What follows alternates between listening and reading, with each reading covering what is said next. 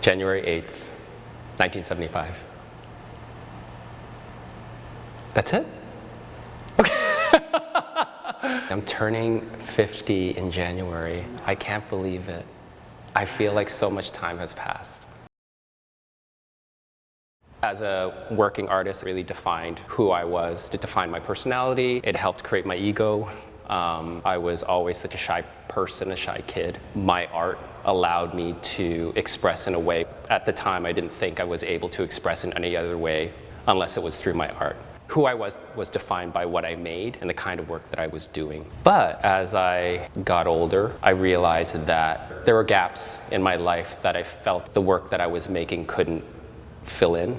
And so I started to sort of shift my attention towards other things, people, exercising, cooking, reading, writing. I still am making art. I love what I'm doing, but at the same time, I realize that this only represents one facet of who I am.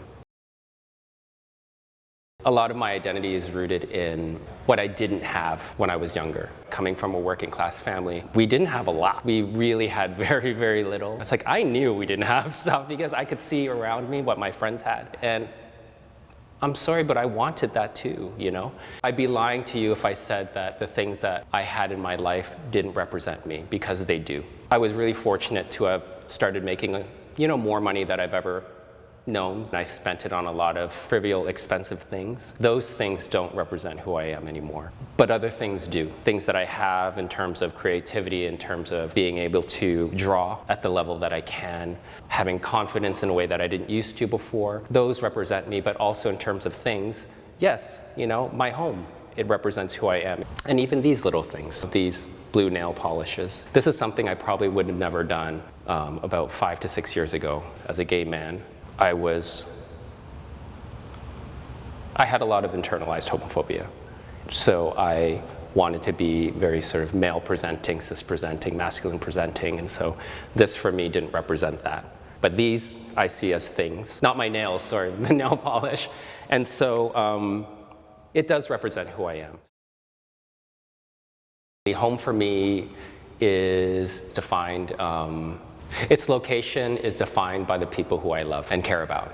Within the home, though, there needs to be certain things to keep me comfortable. And I know this sounds very sort of basic, but yes, there needs to be food in the fridge. There needs to be, the basic necessities of life. I spend a lot of time at home. I work from home, so it needs to be a place where I feel safe. Who am I? Oh my God, Mehdi. I answered this question before in another interview. I said that I'm a queer Asian person, which I am, I am. Who am I? My name is Marcus Chin.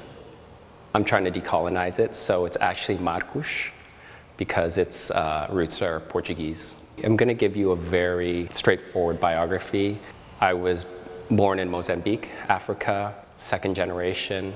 My parents were born there. My grandparents are from southern China. From there, we left in the mid-70s because there was a civil war. We moved to Portugal, stayed in Lisbon for a short while. And then, fortunately, we were sponsored to live in Canada.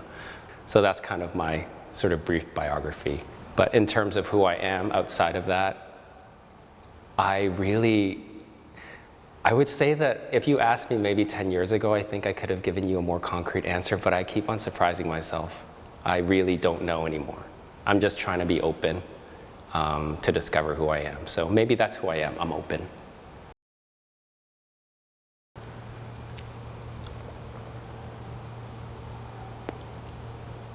I spent a lot of my life, I think, even as a kid, not living in the present, not being able to appreciate where I am in my life. I really want to be able to live a life where I feel stable and safe and healthy. And loving. My fear is going back to that place where I am living this kind of illusion. I want you to ask me a question that you often ask yourself. That's the question I want you to ask me.